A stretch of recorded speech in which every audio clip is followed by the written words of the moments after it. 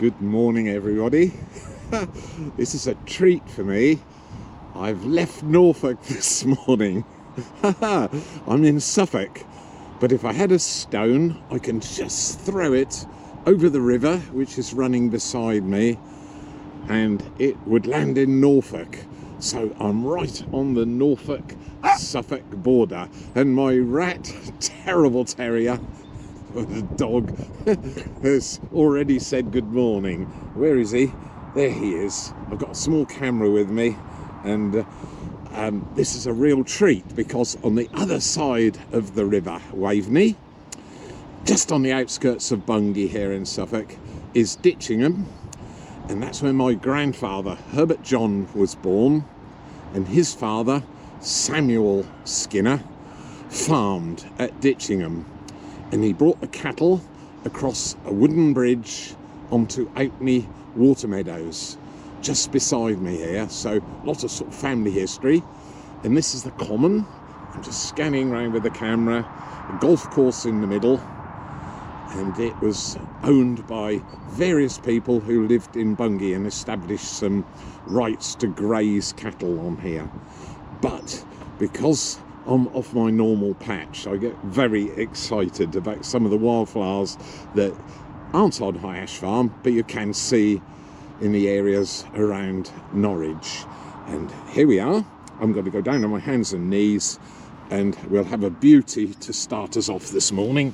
Just going to lay down on the grass and point the camera at one of our most beautiful wildflowers.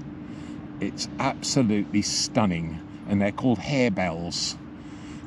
But like many things in nature, we give them names, and in Scotland they're called harebells in Scotland and not harebells. They call them bluebells. And I suppose if a flower does look, I'm being licked in the ear by my terrible terrier. This is torture. Rat, would you be still and quiet for a minute?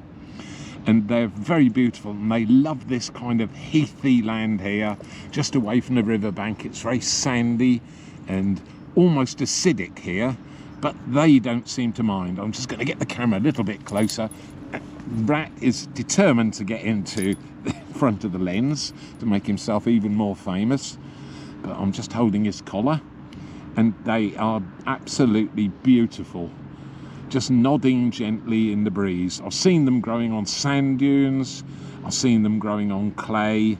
They seem to be quite happy anywhere, and hardly any leaves on the stalk, but just incredibly beautiful, very, very delicate.